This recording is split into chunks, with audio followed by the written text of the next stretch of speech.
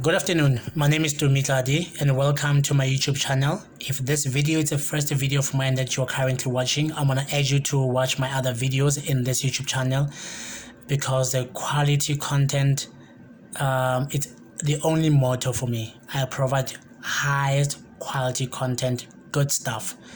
And with that being said, I hope that towards the end of this video or even right now, you're gonna subscribe and then you're gonna click on the notification bell to be notified. But let me show you what I'm talking about. So I'm still busy with this series. It's a mini series called Web API. In the previous video we were talking about dependency injection and DI in .NET Core project. So we are making this guys done. The last video I want to do for today for this session is going to be on validation filters. This video works with this video called validations. We did cover this and I said I'll come back to validation filter because I feel like this is very extremely important, absolutely very important. So let's see, let's go back to Visual Studio and then we're gonna start with, again, let's start with contracts, request, general, post, one, feedback. I'm just doing a recap on that validators video. Okay, so this is what we're expecting from the mobile application Xamarin. By the way, there is going to be extensive major series on Xamarin where I show how I built my mobile application, particularly the Android application. So the user on my app is gonna give us the title for the feedback, the message, they're gonna rate the feedback, and then we're gonna know who they are, right? So this is what we need, and then it's being marked as to be validated by this validator using the validator attribute, right? Cool. So now let's go to that validator. Validators v1 general post one feedback validate request validator. So like I said, we are checking if now the object that comes in, it's meeting the requirements, you know, for title, for rating, for message. Now we are checking if they are meeting the requirements, and this is how we get to use this validator in our controller, general feedbacks v1. So this is how we get to use it. Post one feedback with this line of code. This is how we get to use it. We are validating against this request that comes in to say if not ModelState.IsValid, then return better request. Now the model state, it knows how to map and wire the properties that have been validated on this request by Fluent Validator using this class. So this is how it is. However, if you note that this guy, I'm gonna close these other guys. Let's do the same thing again, but this time for the .NET Core, starting with the contracts v1 request general post one feedback request. We are validating title because as you can see, these are required, but on top of that we are making use of the validator on the validations folder v1 general post one feedback request validator, where we are validating not only they are required, but this should be the length on the property, they should meet this condition on the rating, and this should be the length on the message, right? So we know, but how do you make use of this guy? I'm glad you asked. So here's a funny thing, how do you make use of this guy? So how do you make use of that request validator? Now if you go to controllers v1 general feedbacks v1 controller, I want you to notice something. We're not going to look at this, we are done with this. We're going to be looking at this post one feedback because that's the only time we are asking for the feedback from the user, right? Using the Xamarin application. There's no way we are doing the if statement. This if statement, there's no way we are doing it. But I can assure you, it's just that I'm not going to test this because I did test this extensively, but just know that it's working. Okay, so but on the .NET Core we don't need that condition, even though I have the service. Let me go to your services v1 general feedbacks and then I feedback. Obviously there's no implementation, but this is the implementation of that feedback.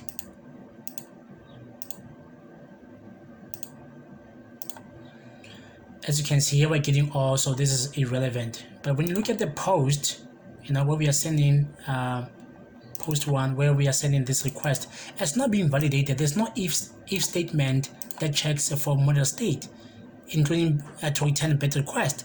So how does it work? So now we have briefly touched on validators. Now let's talk about validation filters.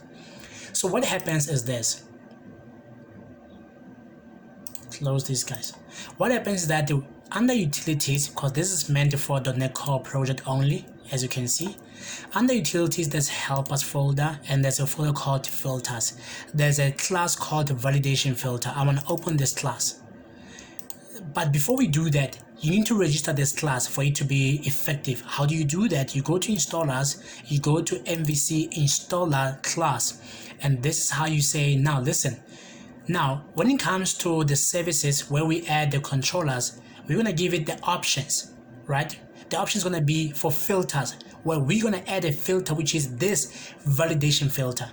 Now if you look at this guy, gets a collection of filters which are used to construct filters that apply to all actions. You see, that apply to what? All actions. And this, we know it's an action based on, it's an endpoint, but it's an action method.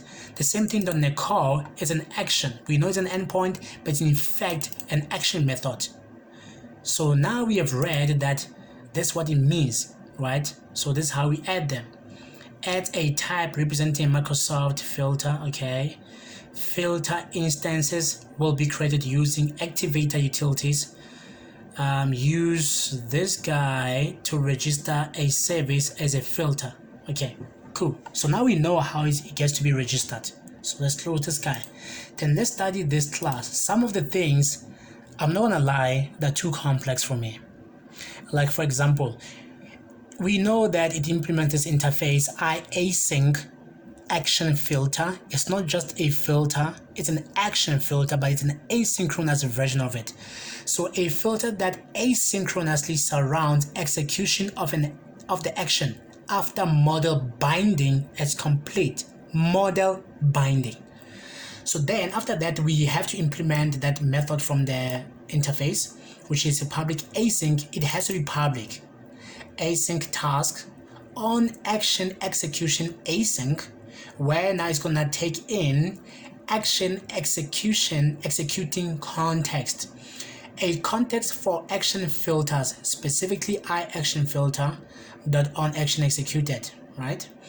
And then it takes in the second parameter argument, which is a delegate. This one's a delegate, which is action execution delegate.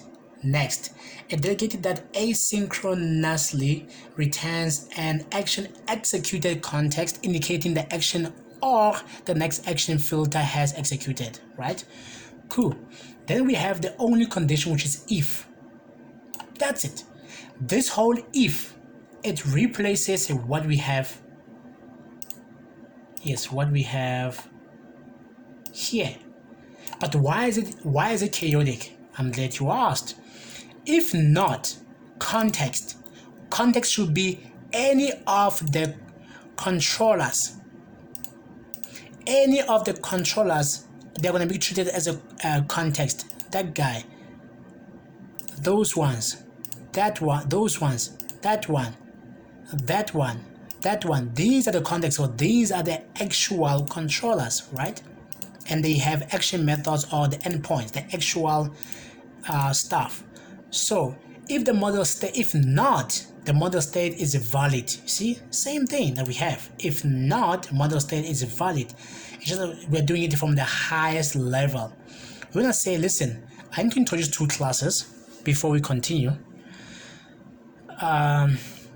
Those two classes are in models. Okay, so there's a folder called models where I have this error request model. So this error request model has two properties: field name and message. So the field name in this case is going to be title or message or rating, as we saw from the request, and then the message in case there's an error, and we saw from the fluent validation. Okay, now the second class is error response model. Now it only has this one property where we initialize it as a list of those request models. That means you want to get the errors out of that request model. So now you understand those two classes. So going back, so var errors in model state. Go to the context, that specific context, look at the model state where there's a condition. Now look out for the values, and then if those values have the errors, and then if the count of those errors are greater than 0, which is there's at least one error in there, to dictionary, where now we're going to use a select to say give me the error message. As you can see, get the error message associated with this model error instance to array, right? So this is what we have as a key pair value, right? Cool, as an array. And then var error response. So this is a response where we are this class we are instantiating the object. And we're going to say for each. Now we're going to loop, because remember we're dealing with the context, or the number of, in the context, the number of the errors, because we're using the count property. We're going to say var error in this array. And then another for each var item in that particular value. We're going to say now, we're going to construct the request to say var error model, error request model. Give me the key of that error to be a field name, like a title. Is it the property title? Is the property message? Is the property rating?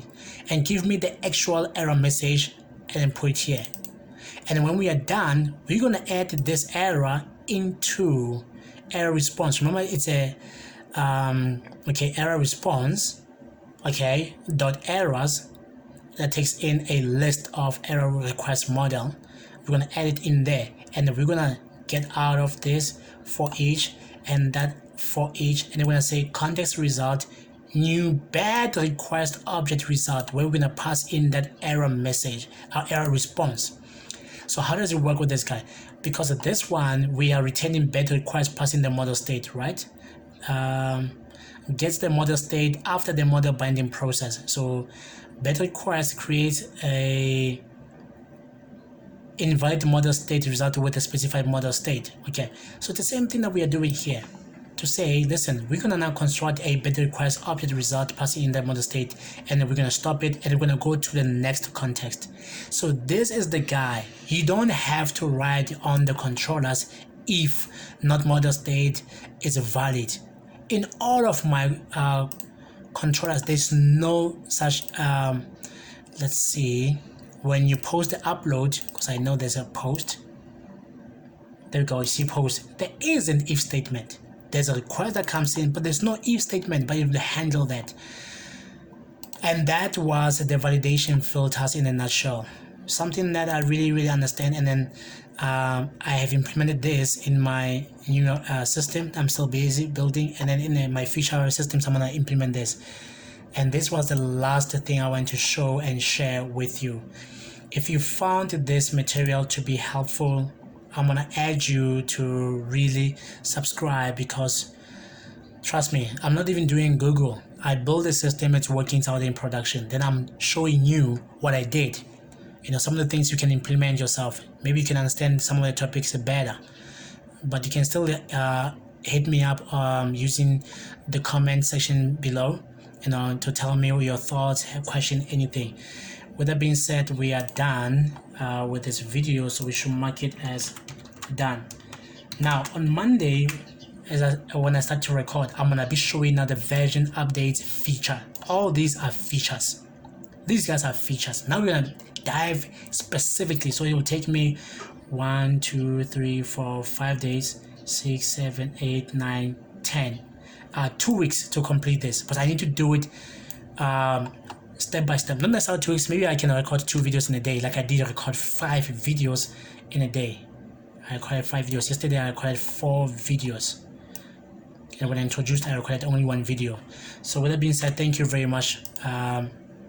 Till next time.